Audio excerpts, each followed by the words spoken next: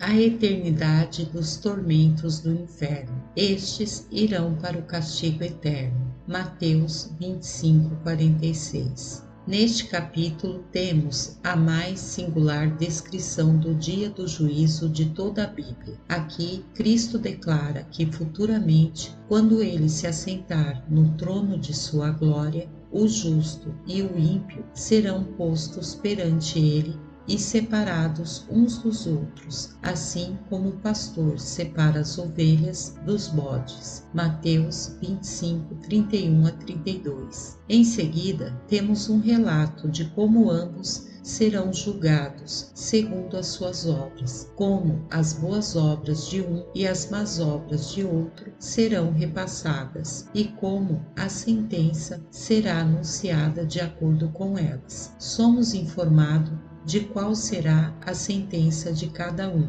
E então temos uma descrição da execução da sentença de ambos. Nas palavras do texto está o relato da execução da sentença do imoral ou ímpio, e, concernente a esta, tenho por objetivo observar duas coisas. Primeiro, a duração do castigo no qual é dito que eles entrarão. Este é chamado castigo eterno. Segundo, o momento da entrada deles neste castigo eterno, a saber, após o dia do julgamento, quando todas as coisas que são passageiras tiverem chegado ao fim, e até mesmo aquelas que são as mais duradouras, a estrutura do próprio mundo, a terra da qual é dito que permaneceria para sempre, as antigas montanhas e eternas colinas, o sol, a lua e as estrelas, quando os céus envelhecerem como um vestido e como roupas forem trocados. Salmo 102, 25-26. E aí será o momento em que o perverso entrará em seu castigo.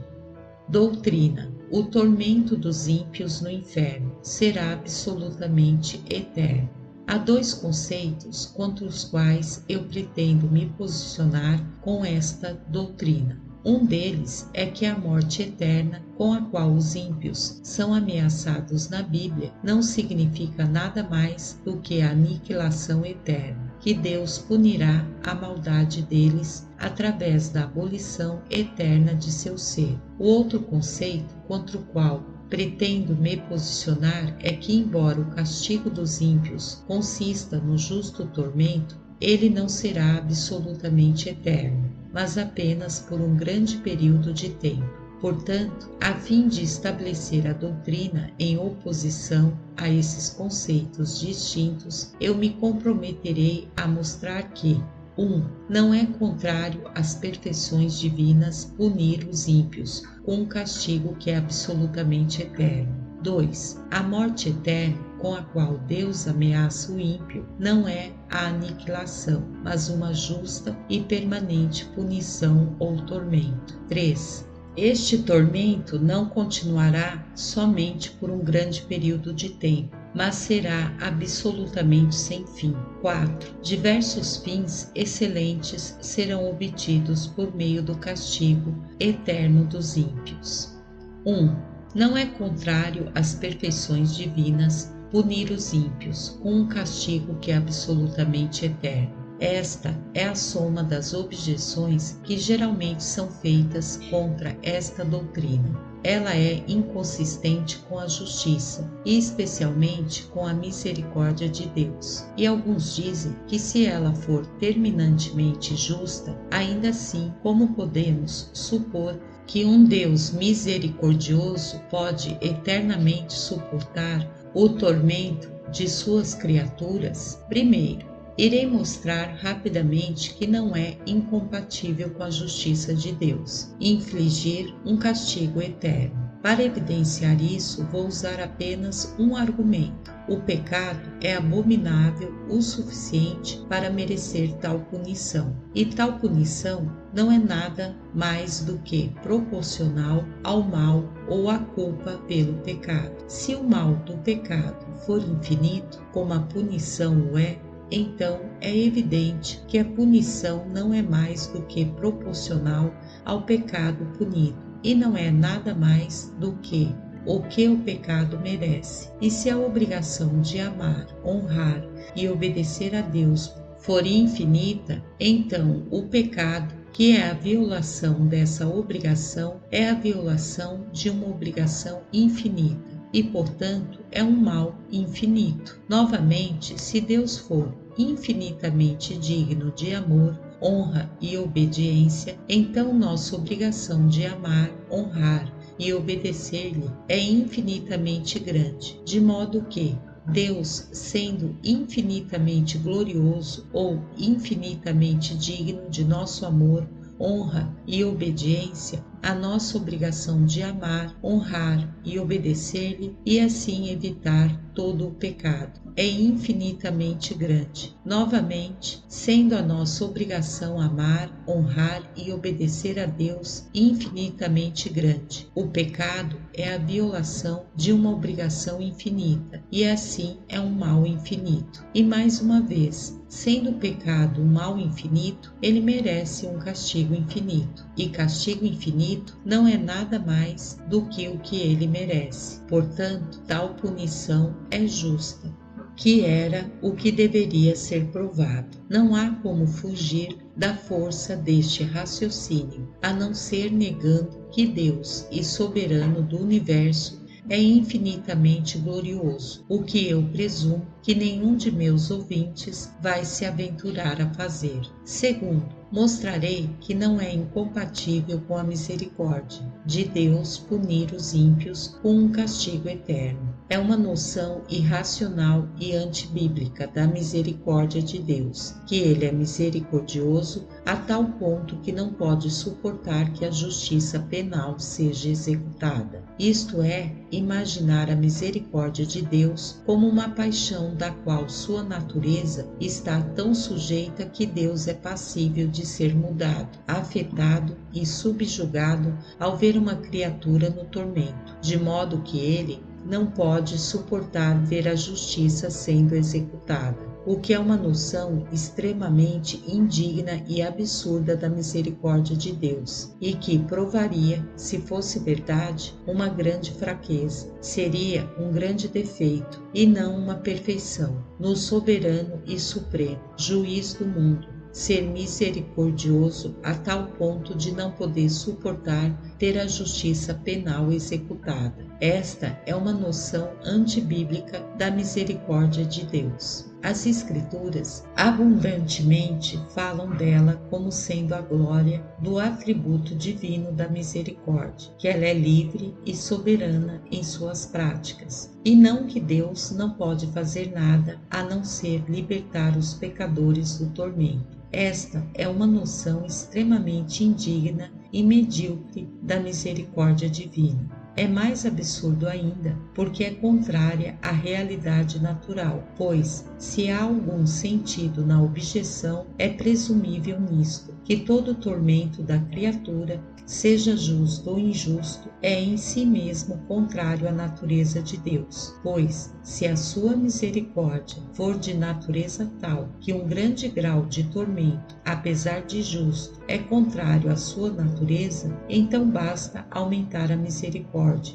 e em seguida um grau menor de tormento é contrário à sua natureza, bastando aumentar novamente a misericórdia, e um grau ainda menor de tormento continua contrário à sua natureza. Portanto, se a misericórdia de Deus é infinita, qualquer tormento é contrário à sua natureza, o que vemos ser contrário à realidade, pois vemos que Deus, em sua providência, de fato inflige grandíssimas aflições sobre a humanidade, mesmo nesta vida. Entretanto, fortes objeções desse tipo contra o tormento eterno dos ímpios podem parecer aos carnais, homens de coração insensato, como se o tormento fosse contrário à justiça e misericórdia de Deus. Todavia, a sua força aparente surge de uma falta de senso do mal infinito,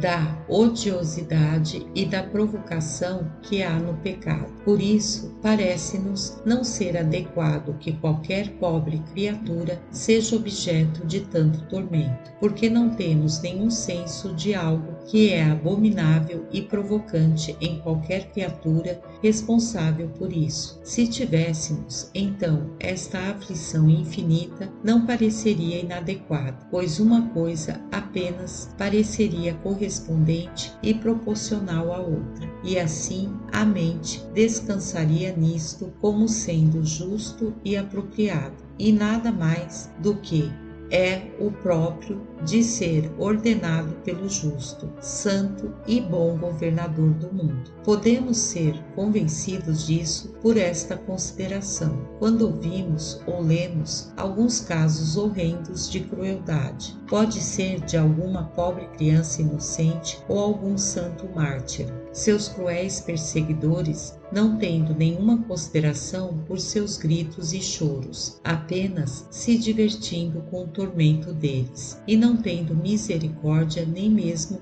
para pôr um fim às suas vidas. Nós temos uma compreensão do mal deles, e isso nos marca profundamente. Por isso parece justo, em todos os sentidos, adequado e apropriado, que Deus inflija um castigo terrível sobre as pessoas que tenham cometido tal perversidade. Não parece discordar em nada da perfeição do juiz do mundo. Podemos pensar nisso sem nos chocarmos completamente. A razão é porque temos um senso do mal da conduta deles e um senso da relação que existe entre o mal ou culpa e a punição. Da mesma forma, se víssemos a relação entre o mal do pecado e o castigo eterno, ou seja, se víssemos algo nos homens maus que pareceria tão odioso para nós quanto o tormento eterno, nos parece terrível, algo que nos instigaria tanta indignação e repulsa quanto o tormento eterno nos aterroriza. Todas as objeções contra esta doutrina desapareceriam de uma só vez, embora agora pareça inconcebível, e quando ouvimos falar do tamanho do grau e da duração dos tormentos como é manifestado nesta doutrina, e pensamos o que é a eternidade. Parece impossível que tais tormentos devem ser infligidos a pobres e débeis criaturas por um Criador que tem infinita misericórdia. No entanto, isto origina-se principalmente destas duas causas. 1. Esta doutrina é tão contrária às inclinações depravadas da humanidade que os homens odeiam acreditar nela e não conseguem suportar que isso seja verdade. 2. Eles não veem o castigo eterno como apropriado por causa do mal do pecado. Eles não veem que o castigo eterno não é nada mais do que proporcional à culpa do pecado, tendo assim demonstrado que o castigo eterno dos ímpios não é inconsistente com as perfeições divinas. Vou agora prosseguir mostrando o quão distante isto está de ser inconsistente com as perfeições divinas e que estas perfeições evidentemente exigem o mesmo, ou seja, elas exigem que o pecado receba tão grande castigo ou na pessoa que tenha cometido ou no fiador, e portanto com relação aos que não creem no fiador. Hebreus 7, versículo 22 e 25. Colossenses 2, versículos 13 e 14. E não tem interesse nele. As perfeições divinas requerem que esta punição seja infligida neles. Não apenas parece que não é inadequado que o pecado seja punido desta maneira, mas é terminantemente adequado, aceitável e próprio, se assim parecer, que é terminantemente adequado que o pecado seja punido desta maneira. Então se seguirá que as perfeições de Deus exigem o mesmo, pois certamente as perfeições de Deus requerem que aquilo é adequado seja realizado. A perfeição e excelência de Deus exigem que aconteça aquilo que é perfeito, excelente e bom em sua própria natureza. Mas com respeito ao pecado, ter de ser castigado eternamente é algo que aparece nas seguintes considerações. 1. É apropriado que Deus odeie infinitamente o pecado e seja um eterno inimigo dele. O pecado, assim como demonstrei anteriormente, é um mal infinito e, portanto, é infinitamente odioso e detestável. É apropriado que Deus odeie todo mal e que o odeie de acordo com sua natureza odiosa e detestável. E uma vez que o pecado é infinitamente mau e odioso, é apropriado que Deus o odeie infinitamente. 2. Se o ódio infinito ao pecado for adequado ao caráter divino, logo as expressões de tal ódio também são adequados a este personagem, pois aquilo que é adequado de ser é adequado de ser expressado. Aquilo que é belo em si mesmo é belo quando demonstrado. Se for adequado que Deus é um eterno inimigo do pecado, ou que ele o odeie infinitamente, então é adequado que ele haja como tal inimigo. Se for adequado que ele odeie e tenha inimizade contra o pecado, então é adequado que ele expresse este ódio e inimizade a quem o ódio e a inimizade por sua própria natureza tendem. Mas, certamente, o ódio em sua própria natureza tende à oposição, a se opor contra aquilo que é odiado e a procurar o seu mal, e não o seu bem. E isto de acordo com o ódio. Grande ódio tende naturalmente para um grande mal, e infinito ódio ao infinito mal de seu alvo. Por isso se sucede que, se é adequado que deve haver em Deus um infinito ódio ao pecado, como eu mostrei que é adequado que ele execute um castigo infinito sobre ele. E, portanto, a perfeição de Deus exige que ele puna o pecado com um infinito, ou, o que é a mesma coisa, com um eterno castigo. Assim, vemos não somente a grande objeção contra esta doutrina respondida, mas a verdade da doutrina estabelecida por meio da razão. Eu agora prossigo a fim de estabelecê-la, considerando os demais elementos sob a doutrina. 2. A morte eterna com a qual Deus ameaça o ímpio não é aniquilação, mas uma justa e permanente punição ou tormento. A verdade desta proposição será demonstrada pelas seguintes características. Primeiro, a Escritura em toda parte retrata o castigo dos ímpios como algo que implica dores e sofrimentos extremos. Mas um estado de aniquilação não é um estado de sofrimento. Pessoas aniquiladas não têm nenhum senso ou sofrimento de dor ou prazer, e muito menos podem sentir esta punição que carrega em si mesma uma extrema dor ou sofrimento. Eles não sofrem nada mais na eternidade do que já sofreram da eternidade. Segundo, está de acordo tanto com a Escritura quanto com a razão supor que os ímpios serão punidos de tal forma que estarão conscientes da punição que estão sofrendo,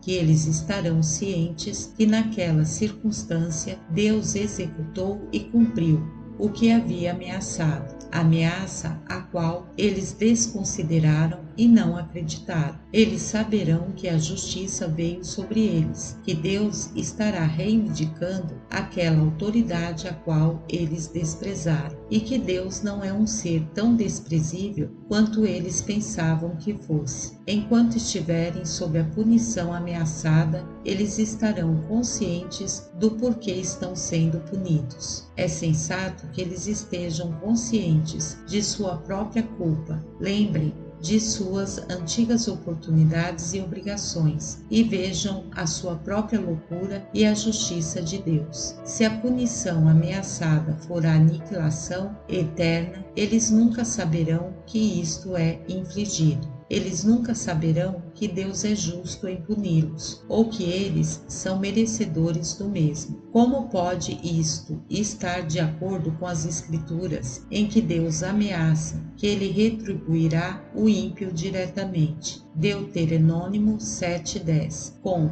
Jó 21, 19 e 20. Deus reserva o castigo para ele, e ele o saberá. Que os seus próprios olhos vejam a sua ruína, que ele mesmo beba da ira do Todo-Poderoso. E com Ezequiel 22, versículos 21 e 22. Eu, Deus, os ajuntarei e soprarei sobre vocês a minha ira impetuosa, e vocês se derreterão, assim como a prata se derrete numa fornalha. Também vocês se derreterão dentro dela, e vocês saberão que eu, o Senhor, derramarei a minha ira sobre vocês. E como pode isto estar de acordo com aquela expressão tantas vezes anexada às ameaças da ira de Deus contra os ímpios? E vós sabereis que eu sou o Senhor. Ezequiel 7:14. Terceiro, a Escritura ensina que os ímpios sofrerão diferentes graus de tormento, de acordo com os diferentes agravos de seus pecados. Mas eu lhes digo que qualquer que se irar contra seu irmão estará sujeito a julgamento. Também qualquer que disser a seu irmão Racá será levado ao tribunal, e qualquer que disser louco corre o risco de ir para o fogo do inferno. Mateus 5:22. Aqui Cristo nos ensina que o tormento dos ímpios será distinto para cada pessoa, de acordo com o diferente grau de sua culpa. Haverá mais tolerância para Sodoma e Gomorra, para Tiro e Sidom, do que para as cidades onde a maioria dos milagres de Cristo foram realizados. Mateus 11, versículos 21 ao 24. Novamente, nosso Senhor nos assegura que aquele servo que conhece a vontade de seu Senhor e não prepara o que ele deseja, nem o realiza, receberá muitos açoites. Mas aquele que não a conhece e pratica coisas merecedoras de castigo, receberá poucos açoites. Lucas 12, 47 a 48.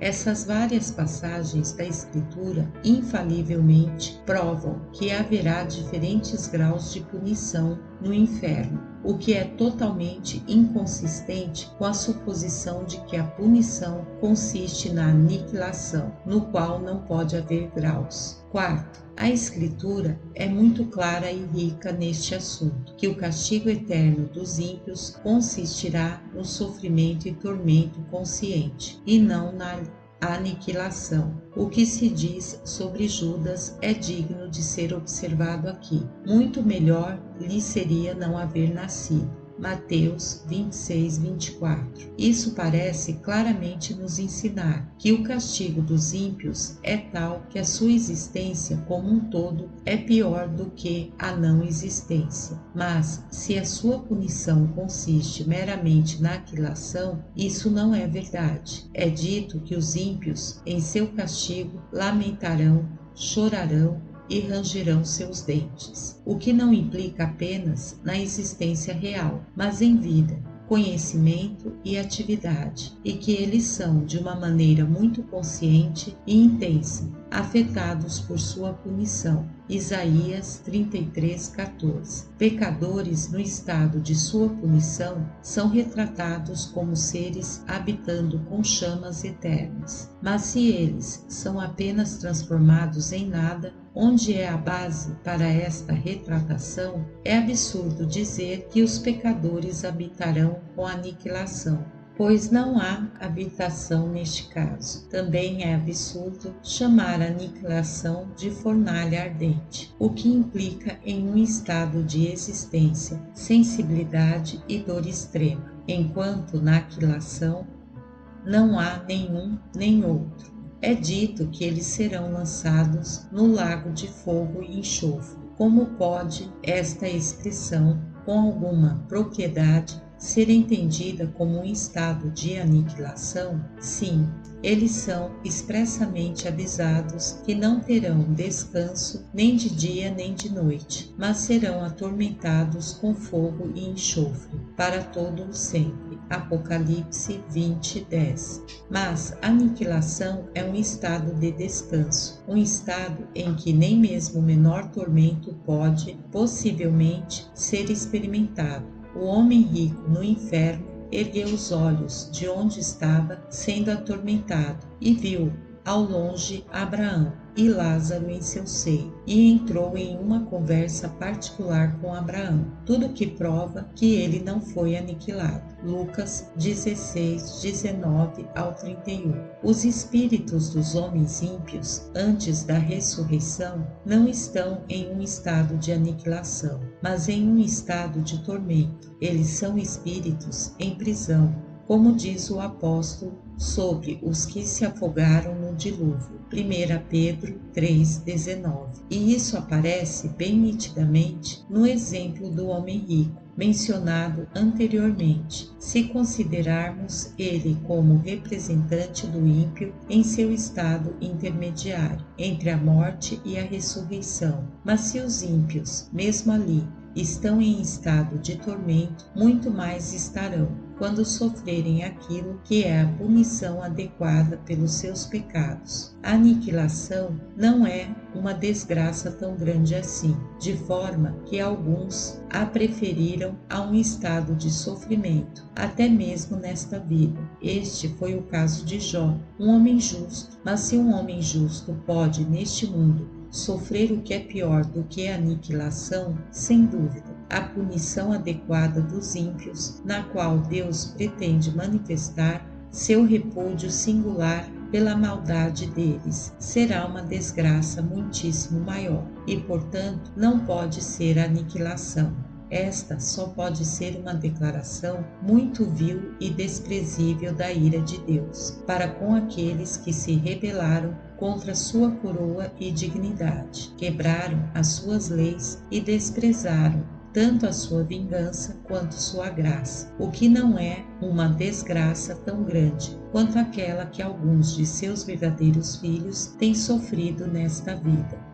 O castigo eterno dos ímpios é considerado a segunda morte. Apocalipse 20, versículos 14, capítulo 21, versículo 8. É sem dúvida chamado a segunda morte, em alusão à morte do corpo. E como a morte do corpo é normalmente assistida com grande dor e angústia, então o mesmo, ou algo imensamente maior, está implícito em chamar o castigo eterno do ímpio a segunda morte. Não haveria propriedade alguma em chamá-lo assim, se o castigo consistisse meramente na aquilação. E estes ímpios que morrerem pela segunda vez sofrerão, pois não poderia ser chamado a segunda morte com relação a nenhum outro ser, senão aos homens. Não se pode chamar desta maneira quando se trata dos demônios, visto que eles não morrem de morte temporal, a qual é a primeira morte. Em Apocalipse, capítulo 2, versículo 11 diz: Aquele que tem ouvidos, ouça o que o Espírito diz às igrejas. O vencedor, de modo algum, sofrerá a segunda morte, sugerindo que todos os que não vencem os seus desejos, mas vivem no pecado, sofrerão a segunda morte. Repetindo, os ímpios sofrerão o mesmo tipo de morte que os demônios, assim como diz no verso 41 do contexto: Malditos, apartem-se de mim para o fogo eterno, preparado para o diabo e os seus anjos. Ora, o castigo do diabo não é a aniquilação, mas o tormento. Portanto, ele treme de medo, não por medo de ser aniquilado. Ele estaria contente com isso. O que ele teme é o tormento, como aparece em Lucas 8:28, onde ele grita e implora a Cristo que não o atormente antes do tempo, e diz: o diabo que as enganava foi lançado no lago de fogo que arde com enxofre, onde já haviam sido lançados a besta e o falso profeta. eles serão atormentados dia e noite, para todo sempre. Apocalipse 20:10. É estranho como os homens vão diretamente contra as revelações tão claras e plenas das Escrituras, a ponto de supor, mesmo diante de todas estas coisas, que a punição eterna ameaça contra os ímpios não significa nada mais do que aniquilação. 3. Este tormento não continuará somente por um grande período de tempo, mas será absolutamente sem fim. Uma vez que a punição do ímpio consiste em um justo tormento, logo este tormento não continuará somente por um grande período de tempo, mas será absolutamente sem fim. Há dois grupos distintos que têm sustentado que os tormentos do inferno não são absolutamente eternos. Alguns supõem que, nas ameaças do castigo eterno, os termos utilizados não necessariamente implicam uma eternidade propriamente dita. Ainda assim, não podemos necessariamente concluir daí que Deus vai cumprir suas ameaças. Por isso, irei, primeiro, mostrar que as ameaças do castigo eterno, de fato, clara e plenamente, implicam em uma absoluta eternidade propriamente dita, e não apenas um longo período de tempo. Isso é demonstrado. 1. Porque quando a Escritura fala dos ímpios sendo condenados a uma punição, no momento em que todas as coisas temporais chegarem a um fim, ela fala deste castigo como sendo eterno, assim como no texto e em outras passagens. É verdade que o termo para sempre nem sempre é utilizado na Escritura, significando eternidade. Às vezes significa enquanto o homem vive. Romanos 7, versículo 1. Nesse sentido, é dito que o servo hebreu que escolhesse permanecer com seu mestre deveria ter sua orelha furada e servir o seu Senhor para sempre. Êxodo, capítulo 21, versículos 5 e 6. Às vezes significa durante a continuação do Estado e da Igreja dos Judeus. Nesse sentido, várias leis que eram particulares àquela igreja e que só deveriam permanecer em vigor enquanto a igreja durasse, são chamados estatutos perpétuos. Ver Êxodo 27 e 21, capítulo 28, versículo 43 e etc. Às vezes significa enquanto o mundo existir, assim como em Eclesiastes, capítulo 1, versículo 4. Gerações vêm e gerações vão, mas a terra permanece para sempre. E este último é a maior duração temporal para a qual o termo já fora utilizado com este significado, pois a duração do mundo é a mais longa das coisas temporais, assim como seu princípio foi o primeiro. Portanto, quando a Escritura fala de coisas que existiam antes da fundação do mundo, isso significa que elas existiam antes do início do tempo. Então, essas coisas que continuam a existir depois do fim do mundo são coisas eternas. Quando o céu e a terra forem abalados e removidos, aquilo que permanecer será o que não pode ser abalado e que permanecerá para sempre. Hebreus 12, versículos 26 a 27. Mas o castigo dos ímpios não só permanecerá após o fim do mundo, mas é chamado de eterno, como no texto, e estes irão para o castigo eterno, assim como em 2 Tessalonicenses 1, versículos 9 e 10. Eles sofrerão a pena de destruição eterna, a separação da esperança do Senhor e da majestade do seu poder. Isso acontecerá no dia em que ele vier para ser glorificado em seus santos, e etc. Agora, o que pode se compreender por algo ser eterno, depois que todas as coisas temporais chegarem a um fim, é que este é absolutamente sem fim. 2. Tais expressões que são utilizadas para estabelecer o período de duração do castigo dos ímpios jamais são usados nas Escrituras do Novo Testamento para significar qualquer outra coisa a não ser a eternidade propriamente dita. Dize-se não somente que o castigo será para sempre, mas para todo o sempre. A fumaça do tormento de tais pessoas sobe para todo o sempre. Apocalipse 14, versículo 11. Eles serão atormentados dia e noite para todo o sempre. Apocalipse 20, 10. Sem dúvida, o Novo Testamento tem certa expressão que significa a eternidade propriamente dita, a qual tem sido frequentemente ocasião para discussão, mas não há maior expressão do que essa. Se essa expressão não significa uma eternidade absoluta, não há nenhuma outra que signifique. 3. A Escritura usa o mesmo modo de falar para expor a eternidade de tormento e a eternidade de felicidade. Sim,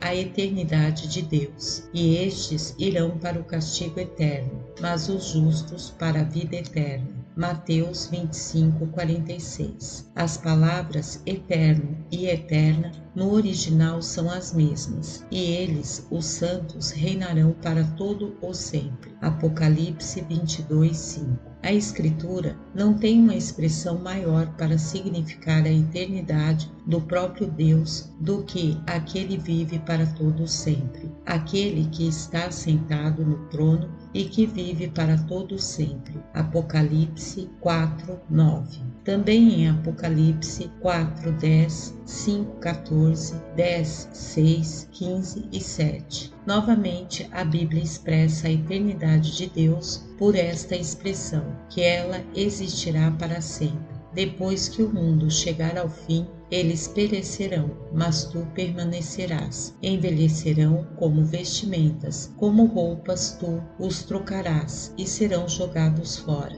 Mas tu permaneces o mesmo, e os teus dias jamais terão fim. Salmos 102, 26 a 27. 4. A Escritura diz que os ímpios não serão libertos até que tenham pago o último centavo de sua dívida. Mateus 5:26. O último centavo. Lucas 12:59. Ou seja, até o último que é merecido, e toda misericórdia é excluída por esta expressão. Contudo, nós mostramos que eles merecem um infinito e interminável castigo. 5. A Escritura diz de forma absoluta que a punição deles não terá fim, onde o seu verme não morre e o fogo não se apaga. Marcos 9:44. Ora, não faz sentido dizer que o significado é que o seu verme viverá por um grande tempo, ou que ele existirá por um grande tempo, antes que o fogo se apague. Se alguma vez chegar a hora em que o seu verme morrer, e se alguma vez houver a extinção total do fogo, então não é verdade que o seu verme não morre e que o fogo não se apaga, pois se haverá a morte do verme e a extinção do fogo, que seja no momento que for, logo ou bem mais tarde, é igualmente contrário a tal negação. Não morre, não se apaga. Segundo, há outros que admitem que a expressão das ameaças de fato denotam uma eternidade propriamente dita, mas então eles dizem que não se infere de certeza que o castigo será realmente eterno, pois Deus ameaça, contudo não cumpre suas ameaças. Apesar de admitirem, sem qualquer reserva, que as ameaças são terminantes e decisivas, ainda assim eles dizem que Deus não é obrigado a cumprir em um todo as ameaças terminantes como ele é com relação às promessas terminantes. Porque nas promessas um direito é dado, o qual a criatura a quem as promessas são feitas irá reivindicar, mas não há nenhum perigo de que a criatura reivindique qualquer direito por uma ameaça. Por isso, irei agora mostrar que o que Deus declarou terminantemente neste assunto, de fato, torna certo de que acontecerá como ele declarou. Para esse fim, vou mencionar duas coisas. 1. É evidentemente contrário à verdade divina. Deus terminantemente declarar que qualquer coisa, seja verdadeira, seja no passado, presente ou por vir, se ao mesmo tempo ele sabe que isto não é verdadeiro. Ameaçar de forma absoluta que algo acontecerá. É o mesmo que absolutamente declarar que assim será. Pois supor que Deus, de forma absoluta, declara que algo acontecerá, o qual seja ao mesmo tempo sabido que não acontecerá, é blasfêmia, se existir tal coisa como blasfêmia. De fato, é realmente verdade que não há nenhuma obrigação sobre Deus, decorrente da reivindicação da criatura, como existe nas promessas. Eles parecem considerar o caminho errado, imaginando que a necessidade da execução da ameaça surge a partir de uma obrigação posta sobre Deus, pela criatura, de executar o resultado de sua ameaça. Mas, na verdade, a certeza da execução surge de outra maneira. Surge da obrigação que existia sobre o Deus onisciente em ameaçar e conformar a sua ameaça ao que ele sabia que seria executado no futuro, embora estritamente falando, Deus não seja, propriamente dito, obrigado pela criatura a executar o que ameaçou. Ainda assim, ele não era, de maneira alguma, obrigado a ameaçar, se ao mesmo tempo ele soubesse que não deveria ou não iria cumprir. Por isso, não seria consistente com a sua verdade. Portanto, na verdade de Deus, há uma conexão inviolável entre as ameaças terminantes e a execução. Aqueles que supõem que Deus declarou terminantemente que ele faria ao contrário do que sabia que iria acontecer, também supõe que ele absolutamente ameaçou ao contrário do que sabia ser verdade. E como pode alguém falar ao contrário do que ele sabe ser verdade, declarando, prometendo, ameaçando ou de qualquer outra maneira, de forma consistente com a inviolável verdade? Isto é inconcebível. As ameaças significam algo, e se elas forem feitas de forma consistente com a verdade, elas têm verdadeiros significados, ou significam a verdade daquilo que deve ser. Se as ameaças absolutas significam alguma coisa, elas significam o futuro do que foi ameaçado. Mas se o futuro do que foi ameaçado não for verdadeiro e real, então, como pode a ameaça ter um verdadeiro significado? E se Deus nelas fala ao contrário do que ele sabe e ao contrário do que ele pretende, como pode ele falar a verdade? Isto é inconcebível. Ameaças absolutas são uma espécie de previsão, e embora Deus não seja definitivamente obrigado, por causa de qualquer reivindicação nossa, a cumprir as previsões, a menos que sejam da natureza das promessas, ainda assim certamente seria contrário à verdade prever que tal coisa aconteceria, a qual ele paralelamente sabia que não aconteceria. Ameaças são declarações de algo futuro, e elas têm de ser declarações de verdades futuras, se forem declarações verdadeiras. Se a questão fosse no presente, ela não seria diferente do que no futuro. É igualmente contrário à verdade declarar ao contrário do que paralelamente se sabe ser a verdade, seja de coisas do passado, presente ou por vir, pois ambos são iguais para Deus. Além disso, temos nas Escrituras frequentes declarações do futuro castigo eterno dos ímpios, sob a própria forma de previsões, e não na forma de ameaças, assim como no texto, e estes irão para o castigo eterno. Também em frequentes afirmações do castigo eterno no Apocalipse, algumas das quais eu já citei. O Apocalipse é uma profecia, e é assim chamado no próprio livro. Assim também são as declarações do castigo eterno. Temos declarações similares em muitos outros lugares na Escritura. 2. A doutrina daqueles que ensinam que não é certo que Deus cumprirá as ameaças absolutas é blasfêmia, e é como se Deus, de acordo com a suposição deles, estivesse obrigado a fazer uso de uma falácia para governar o mundo. Eles confessam que é necessário que os homens receiem estarem sujeitos a um castigo eterno, para que assim eles sejam restringidos do pecado e que Deus ameaçou tal castigo com a própria finalidade de que eles acreditassem estarem expostos a este castigo. Mas que conceito indigno essa doutrina transmite sobre Deus, seu governo, sua majestade infinita, sua sabedoria e autossuficiência. Além disso, eles supõem que, embora Deus tenha feito uso de tal falácia, ainda assim esta não é uma boa falácia, pois eles a detectaram.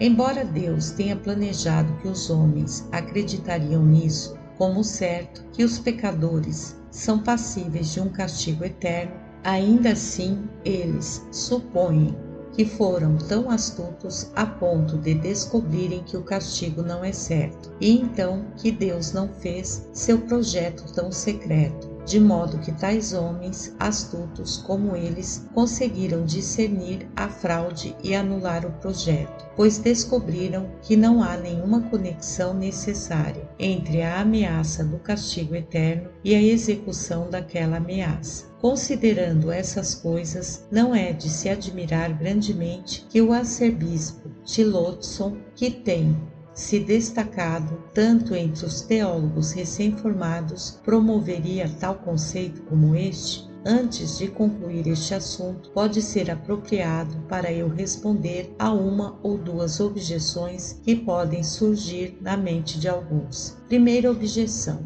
pode ser dito aqui que temos casos em que Deus não cumpriu as suas ameaças, como a sua ameaça a Adão, e através dele na humanidade, que eles certamente morreriam se comessem do fruto proibido. Eu respondo: não é verdade que Deus não cumpriu essa promessa. Ele cumpriu e cumprirá nos mínimos detalhes. Quando Deus disse, certamente morrerás, Gênesis, capítulo 2, versículo 17, se considerarmos a morte espiritual, ela foi cumprida na pessoa de Adão, no dia em que ele comeu, pois imediatamente sua imagem, seu Espírito Santo e justiça original, a qual foi a melhor e a mais elevada vida de nossos primeiros pais, foram perdidos, e eles passaram imediatamente a um estado sombrio de morte espiritual. Se considerarmos a morte física, a ameaça também foi cumprida. Ele trouxe a morte sobre si mesmo e toda a sua posteridade, e ele virtualmente sofreu aquela morte no mesmo dia em que ele comeu. Seu corpo foi trazido a uma condição corruptível, mortal e degradativa, e assim permaneceu, até que este se dissipou.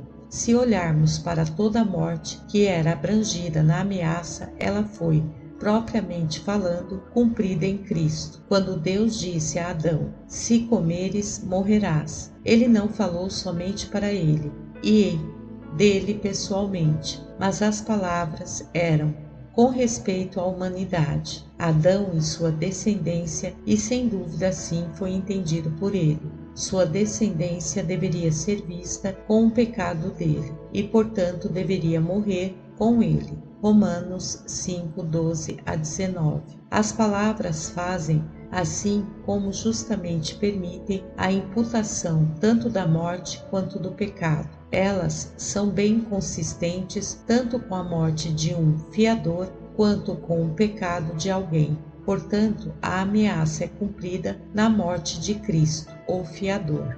Segunda objeção. Outra objeção que pode surgir é a ameaça de Deus a Nínive. Ele ameaçou que em 40 dias Nínive seria destruída, o que por ora ele não cumpriu. Eu respondo que esta ameaça não poderia justamente ser encarada de outra forma a não ser como condicional. Ela era da natureza de um aviso e não de uma condenação absoluta, porque Jonas foi enviado aos ninivitas senão para dar-lhes o aviso a fim de que tivessem a oportunidade de se arrepender, reformar e evitar a destruição que se aproximava. Deus não tinha outro projeto ou finalidade em enviar um profeta a eles, senão que fossem advertidos e provados por ele, da mesma maneira como Deus advertiu os israelitas, Judá e Jerusalém, antes de sua destruição. Portanto, os profetas, juntamente com suas profecias da destruição que se aproximava, faziam fervorosas exortações ao arrependimento e à reforma, a fim de que a destruição fosse evitada. Nada mais poderia ser justamente entendido por uma real ameaça, além de que Nínive seria destruída em 40 dias se continuasse como era, pois foi por causa de sua maldade que aquela destruição foi pronunciada. E assim os ninivitas entenderam. Portanto, quando a causa foi removida, o efeito cessou. Era contrário à maneira habitual de Deus, neste mundo, ameaçar uma punição e destruição de forma absoluta por causa do pecado, de forma que esta viesse inevitavelmente sobre as pessoas ameaçadas, impedindo que elas se arrependessem, reformassem e fizessem o que deveriam. Se em algum momento eu decretar que uma nação ou um reino seja arrancado, despedaçado e arruinado, e se essa nação que eu advertir converter-se da sua perversidade, então eu me arrependerei e não trarei sobre ela a desgraça que eu tinha planejado.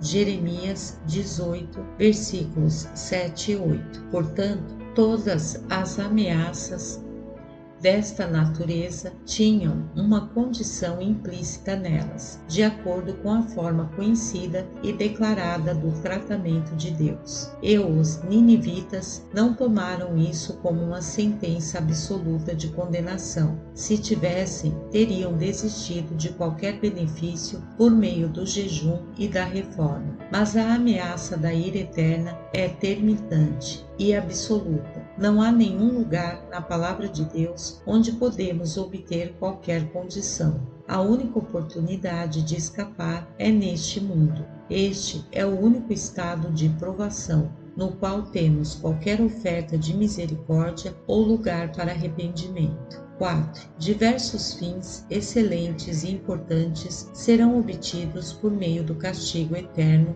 dos ímpios. Primeiro, por este meio Deus vindica sua majestade ofendida, aonde os pecadores lançam seu desprezo e pisoteiam. Deus nunca vindica, honra e faz sua majestade aparecer, uma vez que ela é realmente infinita, mostrando que é infinitamente terrível rejeitá-lo ou ofendê-lo. Segundo, Deus glorifica a sua justiça. A glória de Deus é o maior bem. A sua glória é o fim principal da criação. É mais importante do que qualquer outra coisa. Mas este único caminho onde Deus glorificará a si mesmo, como por exemplo, na destruição eterna dos ímpios, ele glorificará a sua justiça. Ali, ele aparecerá como o justo governador do mundo. A justiça vingativa de Deus se mostrará terminante, precisa, terrível, e portanto gloriosa. Terceiro, por meio disso, Deus, indiretamente, glorifica a sua graça nos vasos de misericórdia. Os santos no céu contemplarão os tormentos dos condenados. A fumaça do tormento de tais pessoas sobe para todo sempre. Apocalipse 14, 11. Sairão e verão os cadáveres dos que se rebelaram contra mim. O seu verme não morrerá, e o seu fogo não se apagará, e causarão repugnância a toda a humanidade. Isaías 66, versículo 24. E em Apocalipse, capítulo 14, versículo 10, é dito que eles serão atormentados na presença dos santos anjos e na presença do Cordeiro. Logo, eles serão atormentados na presença também dos santos glorificados. Por meio disto, os santos serão mais conscientizados de quão grande é a sua salvação, quando eles verem quão grande é o tormento do qual Deus os salvou, e quão grande diferença há entre o seu estado e o estado dos outros, os quais não eram por natureza, e talvez por algum tempo na prática, mais pecaminosos e imerecedores do que eles. Isto os dará um senso maior das maravilhas da graça de Deus para com eles, sempre que eles olharem para os condenados. Isto os incitará a um senso vivo de admiração pela graça de Deus, em tê-los dado tal graça para os diferenciar. O apóstolo nos diz que esta é uma das finalidades da condenação dos ímpios. E se Deus, querendo mostrar a sua ira e tornar conhecido o seu poder, suportou com grande paciência os vasos da sua ira, preparados para a destruição, que dizer, se ele fez isto para tornar conhecidas as riquezas de sua glória aos vasos de sua misericórdia, que preparou de antemão para a glória? Romanos 9, 22 a 23. A visão do tormento dos condenados fará dobrar o ardor do amor e da gratidão dos santos no céu.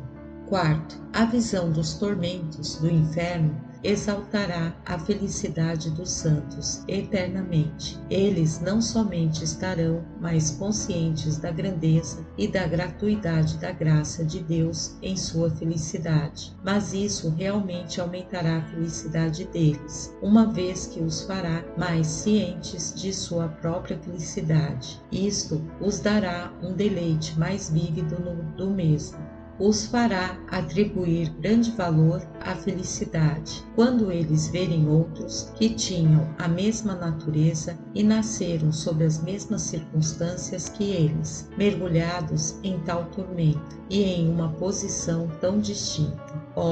Isso os conscientizará de quão felizes eles são. Um senso do tormento de outro, em todos os casos, aumenta grandemente o deleite de qualquer alegria ou prazer. A visão do poder maravilhoso, da grande e temível majestade e da terrível justiça e santidade de Deus, manifestos no castigo eterno dos ímpios, os fará apreciar o seu favor e amá-lo muito mais, e eles serão muito mais felizes na satisfação do mesmo. Aplicação prática. 1.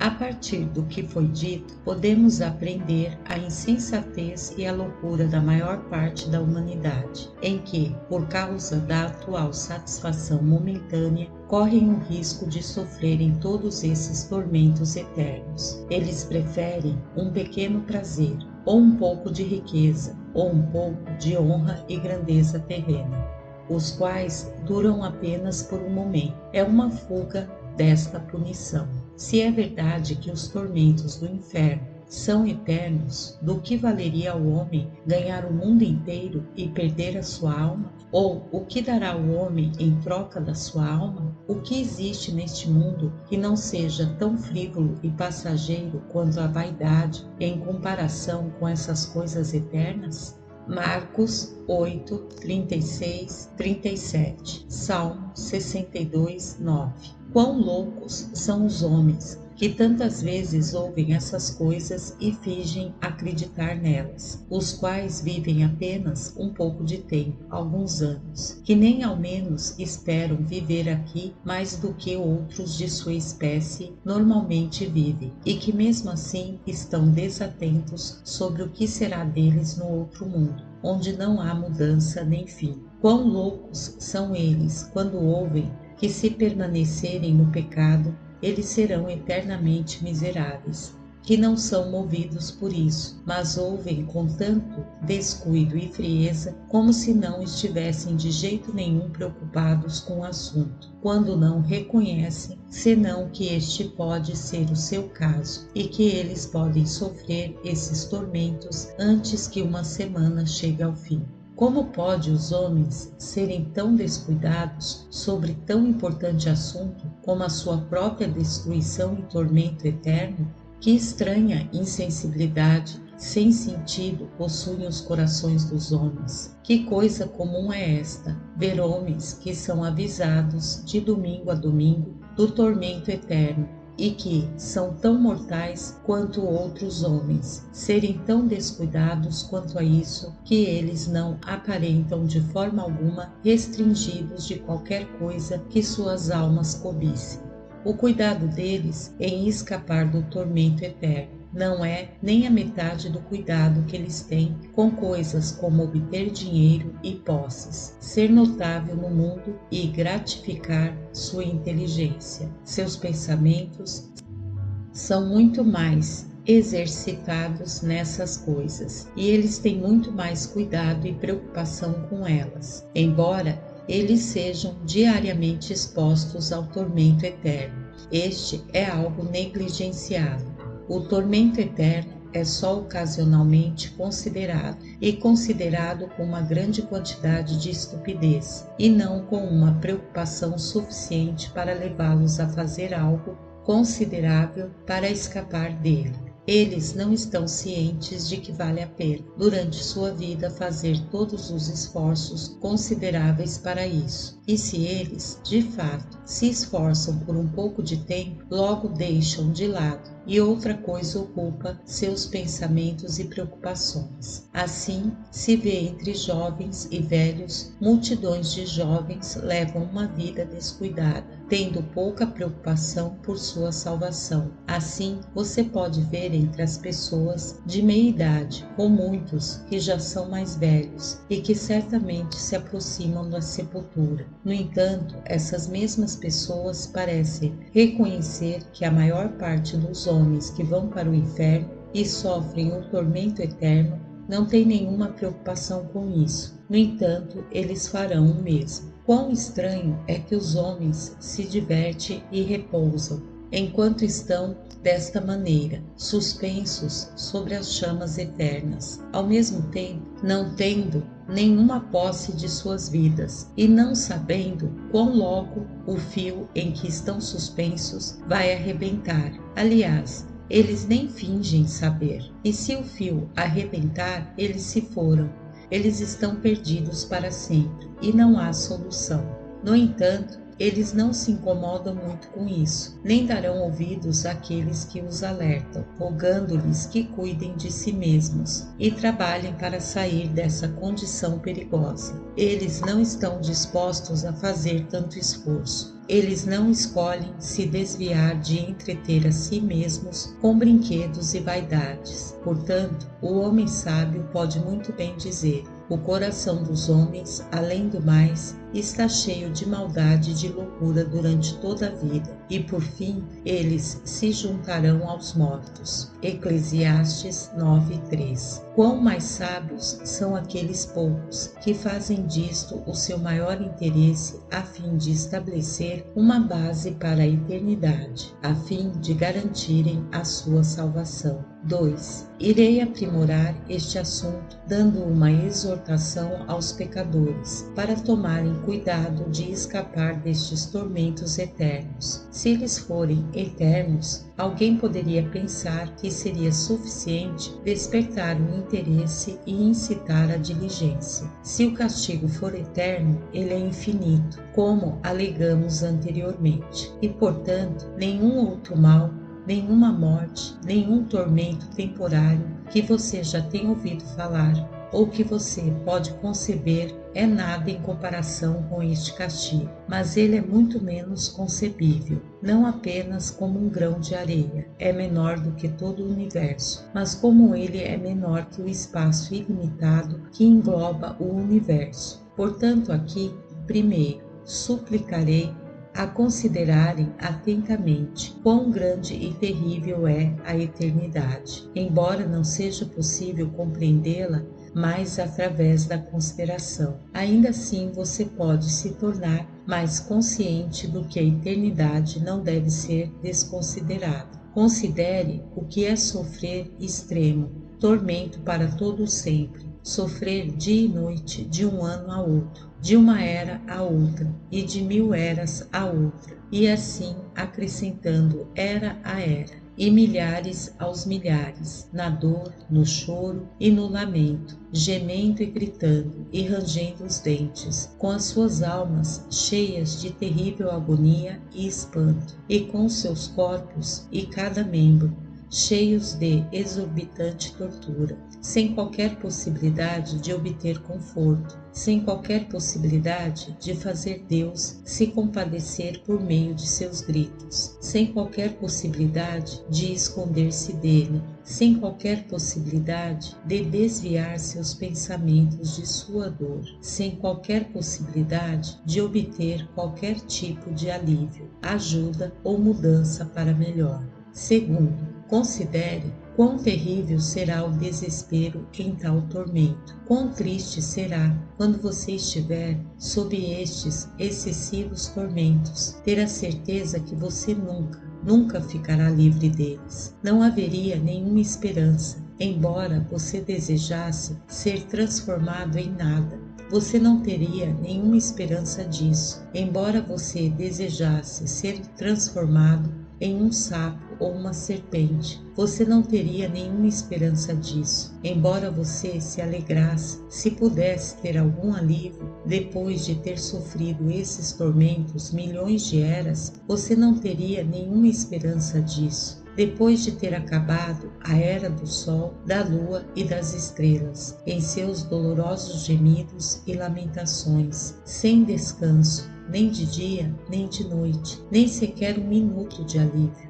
Ainda assim, você não teria nenhuma esperança de um dia ser liberto. Depois de ter se passado mais de 1000 eras semelhantes, você não teria nenhuma esperança, mas você saberia que não estaria nem um pouco mais perto do fim de seu tormento. Mas ainda haveria os mesmos gemidos, os mesmos gritos, os mesmos lamentos, incessantemente vindos de você, e que a fumaça do seu tormento continuaria a subir para todo sempre, a sua alma, a qual estaria sendo afligida pela ira de Deus. Todo esse tempo ainda existiria para suportar mais ira. O seu corpo que estaria sendo queimado, todo esse tempo, nestas chamas ardentes, não seria consumido, mas permaneceria para ser queimado por toda a eternidade, que não seria de maneira alguma reduzida pelo que aconteceu no passado.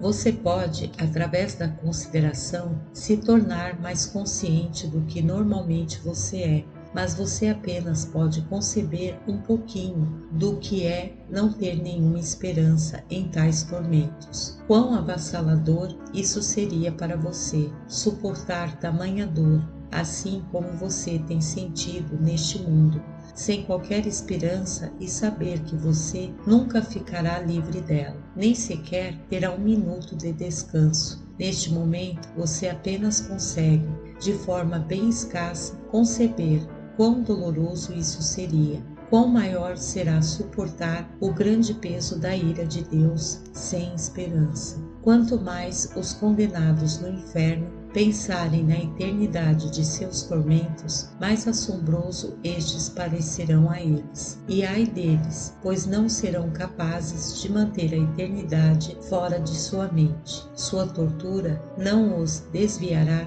de pensarem nela, mas fixarão sua atenção nela. Oh, quão terrível a eternidade parecerá para eles depois de terem pensado sobre ela, por eras e mais eras, e já tendo experimentado por tanto tempo seus tormentos. Os condenados no inferno terão dois infinitos para perpetuamente assombrá-los e consumi-los. Um é o Deus infinito, cuja ira eles suportarão, e em quem eles verão o seu perfeito inimigo irreconciliável, e o outro é a infinita duração dos seus tormentos. Se fosse possível aos condenados no inferno terem um conhecimento abrangente da eternidade, sua tristeza e dor teriam um grau infinito. A visão abrangente de tanta tristeza, a qual eles irão suportar, causaria uma tristeza infinita no presente, embora eles não terão um conhecimento abrangente do mesmo. Ainda assim, sem dúvida, eles terão uma apreensão muito mais viva e forte do que podemos ter neste mundo. Seus tormentos irão dar-lhes uma impressão dela.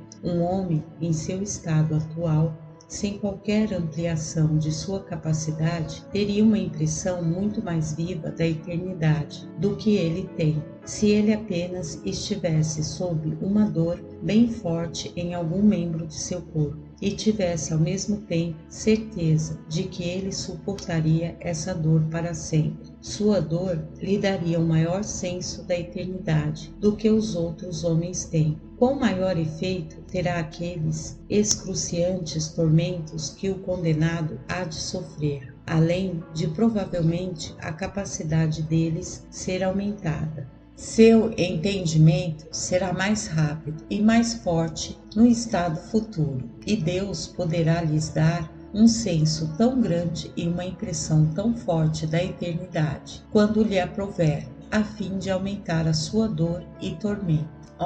Eu lhes imploro, vocês, o que estão em um estado sem Cristo e estão indo a caminho do inferno, que estão diariamente expostos à condenação, considerem estas coisas. Se você não fizer isso, certamente isso será um pouco antes de você experimentá-los, e então você saberá quão terrível é se desesperar no inferno. E isso pode acontecer antes deste ano, ou deste mês, ou desta semana, ou estar por um fio, antes de outro sábado, ou até mesmo, talvez você jamais tenha a oportunidade de ouvir outro sermão.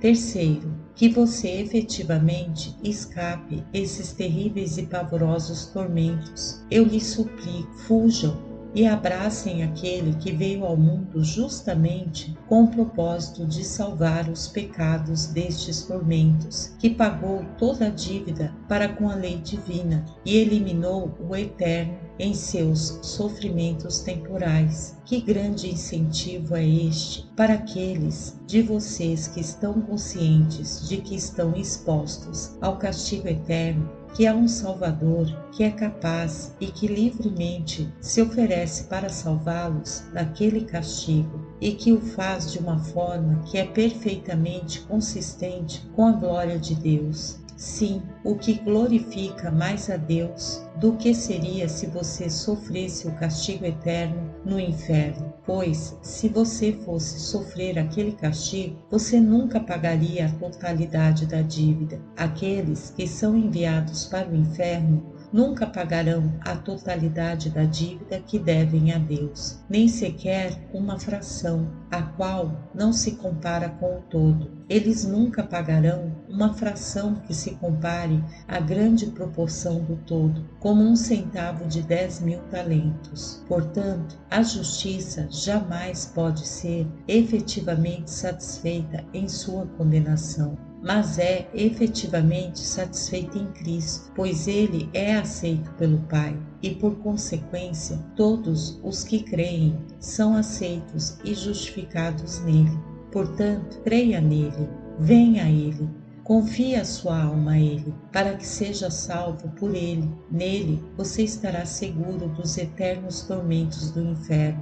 E isso não é tudo, mas, através dele, você herdará inconcebível bem-aventurança e glória, que terão a mesma duração que os tormentos do inferno. Pois assim como no último dia os ímpios irão para o castigo eterno, assim o justo, ou aqueles que confiam em Cristo, irão para a vida eterna.